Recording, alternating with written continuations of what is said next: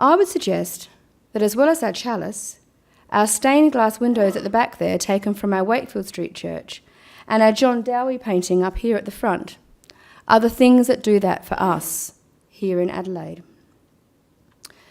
The time for all ages was a controversial aspect of the service in the study, and there are 3 ways that this can be achieved. The first is what we do here in Adelaide most of the time. The children come to the front of the church for a story.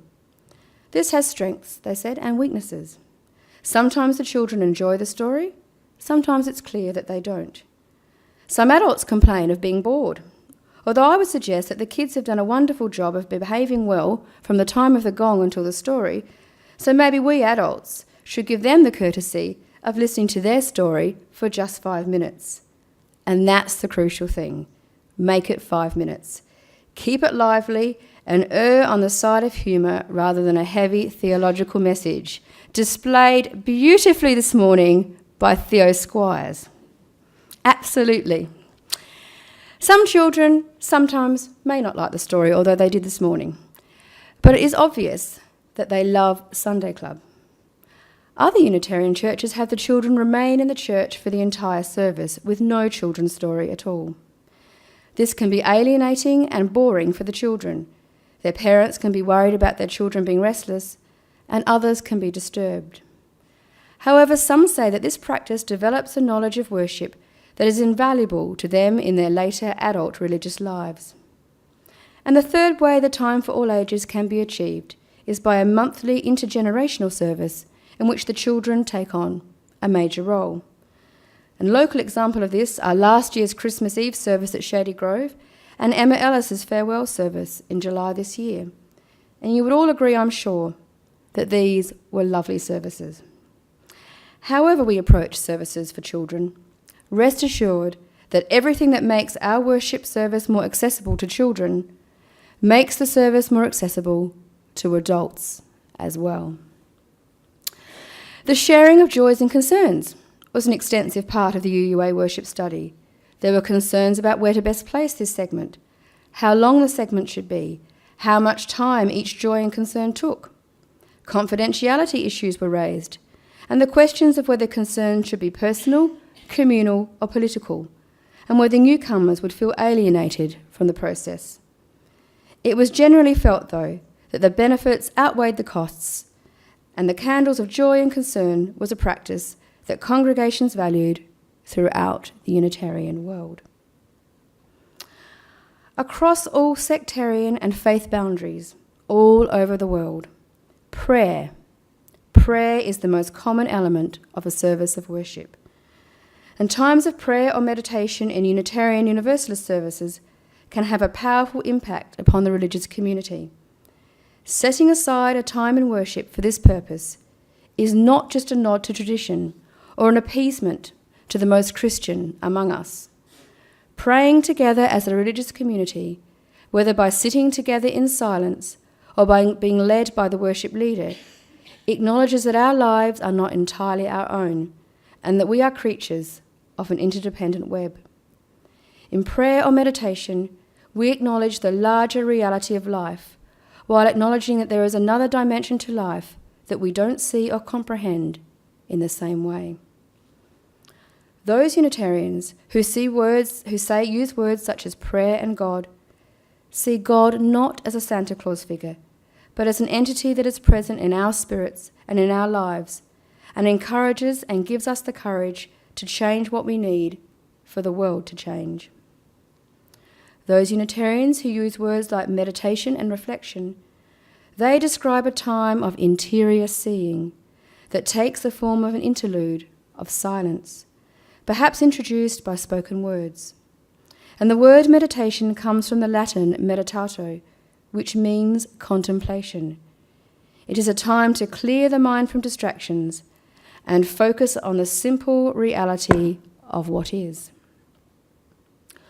Whatever we call these things, prayer or meditation, the space for these things needs to be carefully prepared and cleared. The worship leader needs to lead the congregation into that space and then hold it. Hold it for a good 5 minutes and then lead them gently and slowly out of it. I might add that holding that silence nearly always feels excruciating. And that's because all Western people find sitting still and sitting quietly excruciating. And so I say to lay leaders taking the service here, hold that silence just 60 seconds longer than you are comfortable with. For we need silence as much, if not more, than we need words. And then, of course, the sermon. I'd like to deal with the sermon in detail in another service. In fact, I've already penciled in the title of a future sermon, What is this thing called a sermon? And from there, the researchers moved to what they delightfully called sending forth. Our worship has ended. Now let our service begin. This is the message of all our Unitarian benedictions. It reminds us that our services do not exist for their own sake, but point beyond themselves to how that life has been changed by worship, and in turn, how it can change the world. Benedictions also point to the circularity of a service, bringing us back from the world from which we came and sending us forth back into it. Endings and beginnings are not only intrinsically related, they are the one thing, which is why the most popular opening and closing words in the Unitarian world are those beautiful words by T.S. Eliot from the Four Quartets. We will never stop from exploring, and the start of it will be to arrive where we started and know the place for the first time. The word benediction comes from the Latin and means speaking well of.